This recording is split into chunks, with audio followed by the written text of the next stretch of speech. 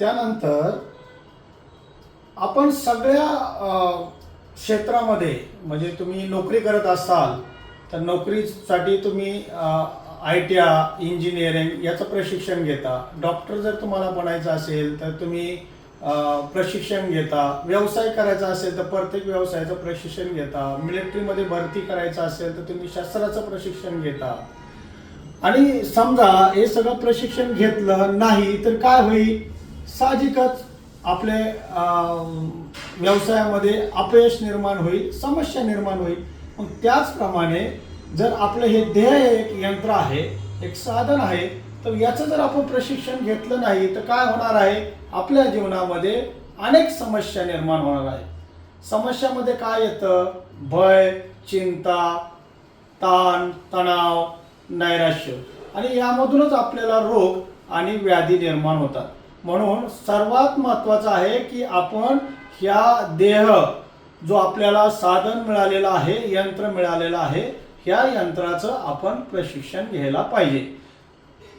काय कुठल्या समस्या निर्माण होतात, तुम्ही या बोर्डमध्ये वरती जर पाहिलं तर याच्यामध्ये मी 27 काढल्यात, पण अशा अनेक प्रकारच्या समस्या आपल्या जीवनामध्ये निर्माण होत असतात. त्यातला एक प्रश्न जर आपण घेतला की हा जो देह जो बनतो तो देह बनलेला आहे माहिती आहे. तत्व काय आहे, 5 तत्व. कुठली, पृथ्वी, जल, वायू, आकाश आणि अग्नी. ह्या 5 तत्वाने आपला देह बनलेला आहे. मग ह्या देहाची जर आपण काळजी घ्यायला गेलं तर आपण काय करतो, पृथ्वी तत्व त्याला 3 टाइम देतो. पृथ्वी तत्व म्हणजे काय, अन्न. अन्न आपण त्याला 3 टाइम देतो. दिवसभरामध्ये पाणी आपण त्याला देत असतो. मग प्रश्न असा आहे की दिवसभरामध्ये ही 2 तत्व आपल्याला आपल्या शरीराला द्यावा लागतात. मग बाकी 3 तत्वाचं काय, अग्नी, वायू आणि आकाश, ह्या 3 तत्वाबद्दल आपण काय करतो, हा सर्वात मोठा प्रश्न आहे. मग ह्या तुम्हाला जर विचार केला तर जन्म आणि मृत्यू याचा जर आपण थोडा विषय घेतला तर जन्म कसा होतो हे आपल्याला माहिती आहे, पण मृत्यू कसा होता हो.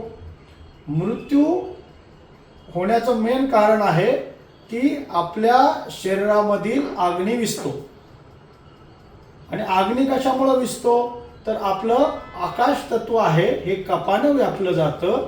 आणि कपाने जर आकाश तत्व व्यापलं गेला तर तिथे वायूला जागा मिळत नाही आणि वायू म्हणजे आपला प्राण, तो आपला निघून जातो. हे आपलं मेन मृत्यूचं कारण आहे. मग आपल्याला जर मृत्यूचं हे मेन कारण आहे तर आपण याच्यासाठी दिवसभरात काय करतो किंवा आपल्या जीवनामध्ये काय करतो का, काहीही करत नाही. आणि मग जर तुम्ही मृत्यूसाठी एवढं संरक्षण करता, ह्या देहाचा मृत्यू होऊ नये म्हणून तुम्ही अन्न, ऊन, वारा, पाऊस ह्या सगळ्या गोष्टीपासून तुम्ही संरक्षण करता. मग खरं मेन जे कारण आहे मृत्यूचं, 3 तत्व, याच्यासाठी तुम्ही काहीच करत नाही. तर ह्या सगळ्या गोष्टीचं ज्ञान तुम्हाला आपल्या कार्यशाळेमध्ये मिळतं. आणि दुसरा एक असा प्रश्न आहे, याच्यामध्ये एक 16वा प्रश्न आपण जर घेतला की देहात शक्ती कोण निर्माण करतं, अन्न की देह. तर या बाबतीत जर बोलायचं झालं तर आपल्या अन्न जे आहे, अन्न हे आपल्याला काय करतं, फक्त देह उदरभरण करण्याचं काम करतं.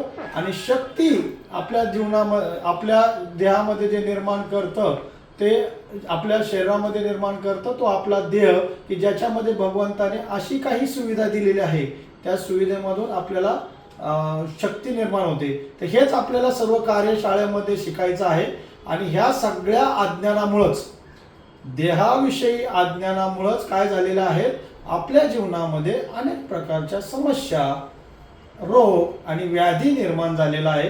हेच मूळ कारण आहे.